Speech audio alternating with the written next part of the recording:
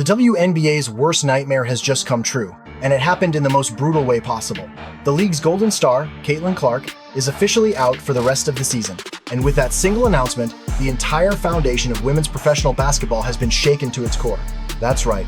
After weeks of speculation, vague medical updates, and a swirl of conspiracy theories from frustrated fans, Clark herself delivered the crushing truth. She will not return in 2025. Just 13 games into the season, the young superstar who had redefined what WNBA relevance could look like was sidelined by a lingering groin injury. What makes this story even more jarring is the way it unfolded. For months, Indiana Fever officials danced around the timeline, never once committing to a clear update, leaving millions of fans holding on to fragile hope. Some even believe the organization intentionally delayed the inevitable, fearing that once Clark's season-ending status was confirmed, attendance and TV ratings would nosedive. And the timing? It couldn't have been more devastating. The announcement dropped on the exact day football season kicked off instantly, burying what should have been headline news under the avalanche of America's most dominant sport. Instead of being the centerpiece of fall coverage, Clark's absence became another casualty of the NFL takeover. The impact is seismic. For Indiana fans, it's heartbreak. For the WNBA, it's existential. Clark wasn't just another talented rookie, she was the league's lifeline. Every ticket sold, every national broadcast scheduled, every new corporate sponsor onboarded hinged on her presence. Now, that lifeline has been cut. Executives, sponsors, and networks are staring at a reality they dreaded but secretly knew was possible. Without Caitlin Clark, the WNBA's momentum evaporates. So here we are, one player, one injury, and an entire league teetering on the edge of collapse.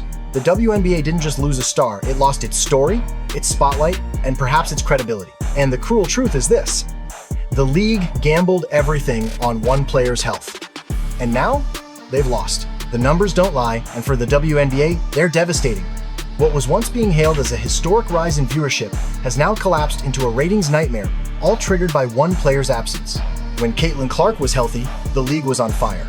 Indiana Fever games were averaging a staggering 1.26 million viewers per broadcast. That's not just good for the WNBA, that's the kind of reach that rivals professional hockey, MLB midseason games, and in some cases, even college football matchups. Networks like ESPN and ABC suddenly had a women's basketball product that was pulling in real numbers, advertisers were buying in, and executives were already calling it the beginning of a new golden era. But the moment Clark went down on July 15th with her groin injury, the magic ended. Ratings didn't just dip, they nosedived. By August, Indiana games were barely pulling in 400. Zero viewers. A catastrophic 70% collapse, and that was before Clark officially ruled herself out for the season. Fans were still holding on to some slim hope she might return for a playoff push. Now that hope is gone, the decline isn't just steep, it's a freefall. Broadcasters are preparing for playoff games that could barely register outside of the most loyal, niche fan base. And this isn't isolated to Indiana. Across the board, WNBA broadcasts lost more than half their audience once Clark disappeared. That's not coincidence, that's proof of dependency. It's a brutal reality check for a league that spent years trying to convince the public it was bigger than one star. The truth is out now. Caitlin Clark wasn't just driving ratings, she was the ratings. The ripple effects are massive. Networks that had rearranged schedules to feature Clark-centric matchups are now staring at gaping holes in their programming. Advertisers who paid premium rates expecting her star power to deliver millions of eyeballs are furious. And perhaps the most telling sign, major sports talk shows that spent months leading with Clark highlights have gone silent on the WNBA altogether. This is what happens when a league builds its momentum around one player without a backup plan. The spotlight wasn't shared, the narrative wasn't diversified, and now, with Clark gone, the WNBA has nothing left to sell but a product that, according to the cold, hard data, America simply isn't tuning in for. If you want proof that Caitlin Clark wasn't just a player but the entire economic engine of the WNBA, look no further than the ticket market. Because the moment she went down, the numbers collapsed, and in some cases, they didn't just collapse, they humiliated the league. Let's put this into perspective. During Clark's rookie season and the start of her sophomore year, demand to see her play was unlike anything the WNBA had ever witnessed. Teams across the country were moving games to larger arenas just to accommodate the massive crowds flocking to watch her. Resale tickets skyrocketed. Stadiums that had once struggled to fill 0 seats were suddenly selling out at 0. For the first time, WNBA tickets were a hot commodity. But when Clark's injury became public, the bubble burst almost instantly. In Chicago, a highly anticipated matchup with the Sky, one of the most hyped rivalries of the season, saw resale ticket prices nosedive from 86 to just 25 within 48 hours of the news breaking. In Washington, the collapse was even more humiliating. The Mystics had moved a game to a larger venue in Baltimore, expecting a massive Clark-fueled turnout. Once she was ruled out, those tickets dropped from $41 to a single dollar. Think about that. The cost of entry to a professional basketball game in a major US city fell to the price of a vending machine soda. This isn't a dip. This is a market implosion. And it reveals a painful truth. Fans weren't showing up for the WNBA brand. They weren't showing up for rivalries or team loyalties. They were showing up for Caitlin Clark. With her out, those same fans aren't even interested in watching for free. That's not just bad optics, that's catastrophic for long-term growth. And here's where the damage gets worse. These weren't just random ticket buyers. Many were first-time WNBA fans, people who had been pulled into the league solely because of Clark's stardom. Parents were planning family trips around her games. Fans were traveling city to city just to catch a glimpse of her on the court. That energy translated into millions of dollars in local tourism and merchandising. With her gone, that revenue evaporates. Hotels, restaurants, and local economies that benefited from Clark's traveling fan base are suddenly left with empty tables and unsold jerseys. The league gambled by building its ticketing model entirely around one player, and when she fell, the illusion shattered. Empty seats now tell the story. Without Caitlin Clark, the WNBA doesn't just struggle to sell tickets, it struggles to even convince fans to walk through the door. Caitlin Clark wasn't just the face of the WNBA, she was the WNBA economy. And her season-ending injury has exposed a financial reality so staggering, it's almost hard to believe. Sports economists had already been studying the Caitlin Clark phenomenon, and their projections were jaw-dropping. According to Ryan Brewer, her impact on the WNBA and the broader sports market was estimated to hit $1 billion in a single season.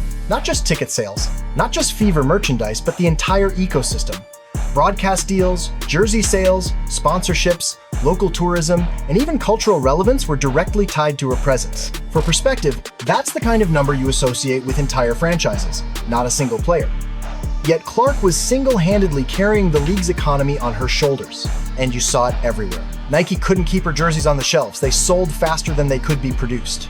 Entire NBA arenas were filling to capacity when she came to town, with fans sometimes arriving hours early just to secure a glimpse of her warm-ups. Kids weren't just showing up in Fever shirts, they were showing up in Clark shirts. Even casual fans who had never once watched a WNBA game were suddenly buying tickets, planning trips, and tuning in religiously. Compare that to the rest of the league, where players are still struggling to translate Instagram likes into sponsorship deals. The gulf between Caitlin Clark and everyone else wasn't just about talent, it was about cultural gravity. She wasn't simply part of the WNBA's financial picture. She was the financial picture. As one analyst put it, she's not just in the WNBA economy, she is the WNBA economy. But here's the nightmare scenario. What happens when you remove the economy's engine? You get what we're seeing now: empty arenas, collapsing viewership, disinterested sponsors, and a league scrambling to invent storylines that fans aren't buying. The Fever, once the only profitable draw, are back to looking like just another struggling franchise. And the rest of the WNBA, which had hitched its fortunes to Clark's stardom, is facing a financial reckoning that could erase years of supposed growth. Even more damning, Clark's reach extended far beyond basketball. She was trending on social media daily, discussed on talk shows that usually ignored women's sports, and pulling in attention from celebrities and brands outside the sports world. Her brand gave the WNBA cultural relevance it had never possessed before. And now, with her sidelined, that relevance is evaporating at lightning speed. The WNBA thought it was riding a wave of progress. In reality, it was riding one player's coattails. And with Clark out, the financial tide has gone out, leaving the league exposed and scrambling for survival. Let's call it what it is. The WNBA failed Caitlin Clark. And that failure didn't just rob her of a season, it might have robbed the league of its future. The facts are damning. Caitlin Clark absorbed more punishment in her short time on the court than any other player in the league. Reports confirm that 17% of all flagrant fouls this season were committed against her, nearly 1 in 5. That's not a coincidence, that's a pattern. Night after night, she was shoved, elbowed, hit with hard screens, and targeted with flagrant fouls that the referees too often let slide. It wasn't basketball, it was open season. And under Commissioner Kathy Engelbert's watch, the officials did little to protect the one player keeping the league relevant. This wasn't just bad luck, it was mismanagement. Instead of prioritizing player safety, league leadership seemed more concerned with squeezing every last dollar out of Clark's appearances. They rushed her back too soon after earlier injuries, knowing full well that without her on the court, attendance and ratings would plummet.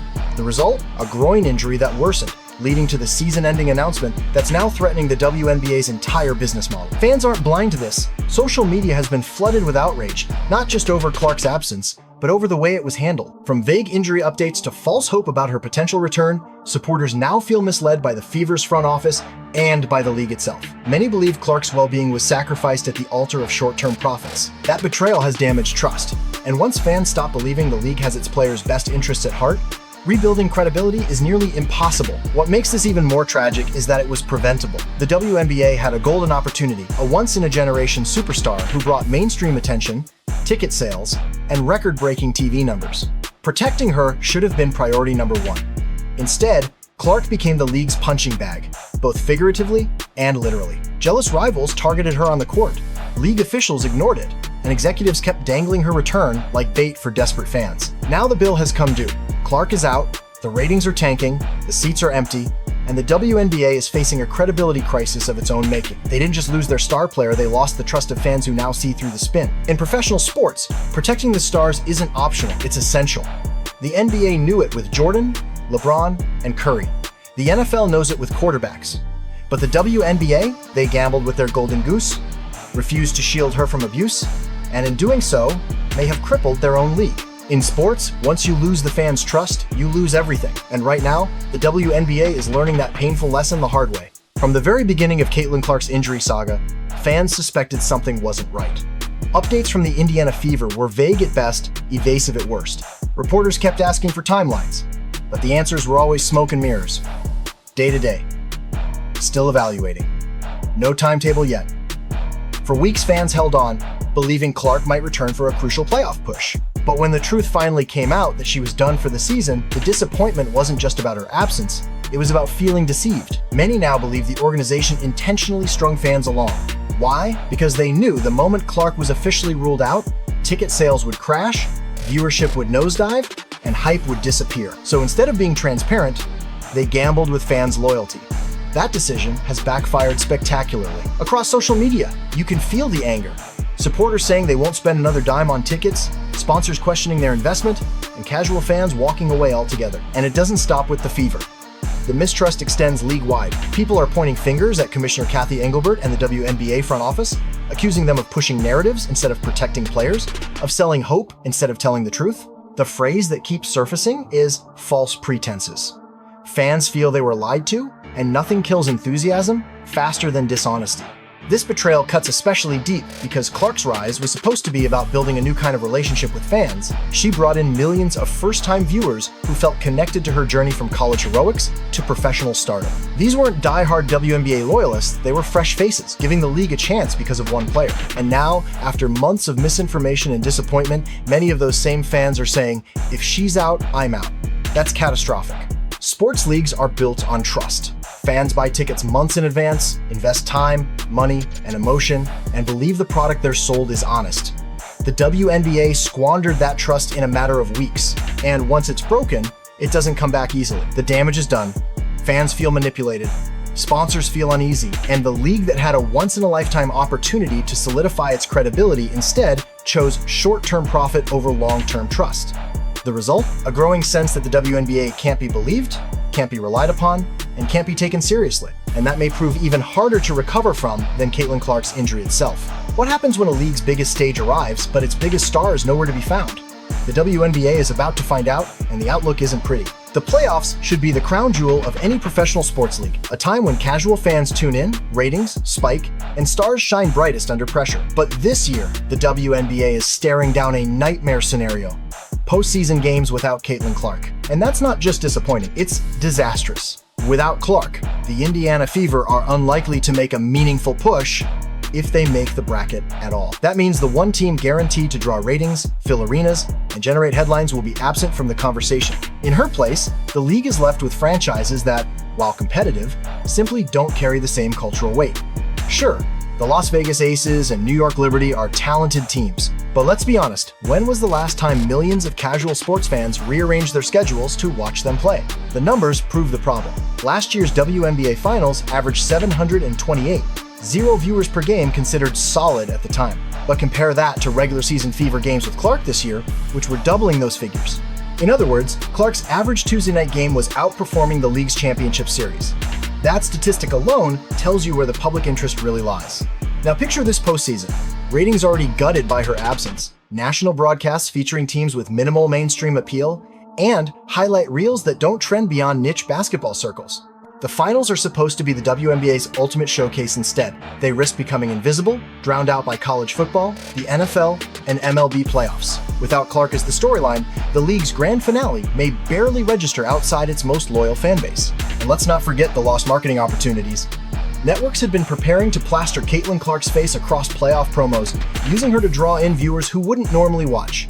Instead, those campaigns are being scrapped or reworked, leaving a gaping hole in how the league presents its biggest product. Sponsors that signed up for primetime exposure during the Clark era are now questioning what exactly they're paying for. In short, the WNBA's postseason isn't just missing its star attraction, it's missing its identity. The finals were supposed to be Clark's stage the moment she could elevate the league to new heights. Now, without her, the playoffs risk being reduced to background noise in a crowded sports calendar. It's not just a lost opportunity, it's an identity crisis. What happens when the brightest star in the league also becomes its most polarizing figure? The WNBA is finding out, and the fracture lines are running deeper than anyone wants to admit.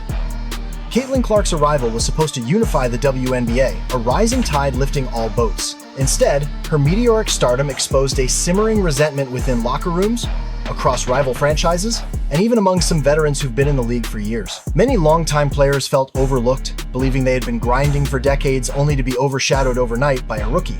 That jealousy didn't stay behind closed doors. It spilled onto the court. We saw it in the constant targeting, the flagrant fouls, the unnecessary physicality that went beyond normal defense. Even when referees swallowed their whistles, the message from rivals was clear. You don't belong here yet. We'll show you the hard way. Instead of embracing her as the superstar who could finally bring mainstream visibility, too many players treated her like an intruder who had to be humbled. And now, with her sidelined, some critics argue that this toxic culture of resentment directly contributed to her season-ending injury. Behind the scenes, sources suggest the divide isn't just player to player, it's generational. Younger athletes entering the league see Clark as a trailblazer, someone who broke barriers for visibility and sponsorships. Older veterans, however, see her as a threat, the golden child of the media who gets opportunities they never had, no matter how hard they worked. This has fueled whispers of a fractured locker room culture where instead of solidarity, there's bitterness and infighting. And fans have noticed. Every time Clark was fouled hard or shoved to the floor, social media erupted with outrage not just at the players committing the acts, but at the league for allowing it. Clips went viral not because they were highlights of great basketball, but because they showcased aggression that looked more like punishment than competition. For millions watching, it seemed like Clark wasn't just competing against opponents, she was fighting an entire culture that didn't want her there. Now, with her gone, the divide hasn't healed, it's widening.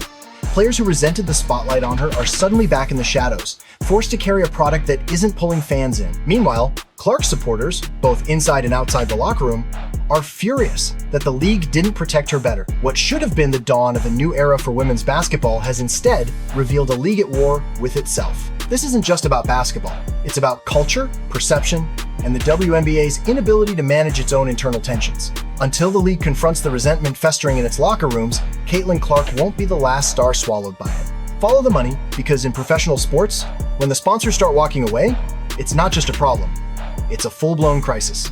And right now, the WNBA is watching the Caitlin Clark effect unravel before their eyes. For months, advertisers were lining up at the WNBA's door. Caitlin Clark wasn't just a star on the court, she was a marketing machine. Her games delivered audiences that no other player could, and brands noticed. Nike locked her into a landmark shoe deal. ESPN and ABC gave her primetime slots. Corporate sponsors poured millions into ad buys during Fever broadcasts, knowing that Clark's presence guaranteed eyeballs. She was the safest bet in women's sports until she wasn't. The moment Clark went down with her season-ending injury, the financial fallout began. Advertisers who had bought packages tied to Indiana Fever games immediately saw their ROI collapse as ratings dropped by more than 60%. Networks that had banked on Clark to drive viewership were suddenly stuck promoting matchups, pulling a fraction of the numbers. And sponsors that had tied campaigns to Clark's postseason journey were left scrambling, their multi-million-dollar strategies now worthless. The media too has shifted gears, and brutally so. When Clark was playing, ESPN's First Take and other major sports shows led with her highlights. She wasn't just part of the conversation, she was the conversation. With her sidelined, coverage has all but evaporated. Outside of injury updates, the WNBA has slipped off the national radar. The same outlets that once hailed Clark as a revolution now treat the league like filler, because without her, there is no mainstream story to tell. And here's the cold reality. Sponsors don't spend money on irrelevance. They spend it where the cameras are, where the headlines trend, and where the cultural buzz lives. With Clark gone, the WNBA's buzz is gone too, and the sponsors are pulling back. Some are quietly renegotiating contracts. Others are shifting dollars back to the NBA, college football, or even women's college basketball, which still carries the Clark name in replays and highlight reels. This isn't just a bump in the road. It's a warning shot. The WNBA proved it could attract big-time corporate money, but only with Clark as the anchor. Without her, the sponsors aren't interested. And once those dollars dry up, rebuilding those relationships is a near impossible task. Brands don't like uncertainty. They want stability. Right now, the WNBA looks anything but stable. So when we talk about Caitlin Clark's injury, we're not just talking about a player missing games, we're talking about a financial pipeline being cut off at the source. And unless Clark comes back next season stronger than ever, the fallout could reshape not just the Fever, but the league's entire future. The question no one in the WNBA wants to ask is the one we all have to face now. What does this league look like without Caitlin Clark? The answer is uncomfortable, and it may define the league's survival. For years, the WNBA struggled to break into mainstream sports culture. Loyal fans kept it alive, but casual audiences never truly engaged. Then came Caitlin Clark, a generational talent who shattered viewership records, sold out NBA-sized arenas, and brought more attention to women's basketball than any player before her. She wasn't just a star, she was a bridge, connecting millions of new fans to a product they had never cared about before. Her injury didn't just sideline a player, it ripped away the bridge. Without Clark, the league is back to where it was, a niche product fighting for scraps of attention in a crowded sports calendar. Ratings are plummeting, ticket sales are evaporating, and sponsorship dollars are drying up. Even worse, the cultural relevance Clark gave the WNBA has vanished. She was the headline, the story, the buzz. Without her, the league risks being forgotten entirely by mainstream sports media. And the long-term consequences go deeper. Younger athletes who dreamed of playing in a league where Clark was the face of the movement now see the risks of entering a system that couldn't even protect its brightest star. Fans who invested time, money, and energy because of Clark feel betrayed, questioning whether the league values honesty and transparency. Sponsors, who briefly believed the WNBA was finally a safe bet, are pulling out. The trust is broken. The hype bubble has burst. So what's next? The WNBA has two choices. Either it learns from this, collapse builds better protections for players, diversifies its marketing beyond one superstar, and rebuilds trust with fans. Or it continues down this path of dependency, waiting for Clark to return as a savior, only to risk the same disaster if injury or burnout strikes again. One path offers survival. The other path leads to slow, painful decline. The truth is stark. Caitlin Clark gave the WNBA everything it always wanted: legitimacy, attention, and momentum. But the league didn't protect her. Now, without her, it faces an uncertain future. A future where the playoffs don't matter, where the seats are empty, and where America turns the channel. Caitlin Clark may come back stronger next season. But the question isn't about her anymore. The question is whether the WNBA will even have the credibility, the fan base, and the cultural foothold left to meet her when she does. Because if this season proved anything, it's this. The WNBA without Caitlin Clark isn't just struggling, it's invisible.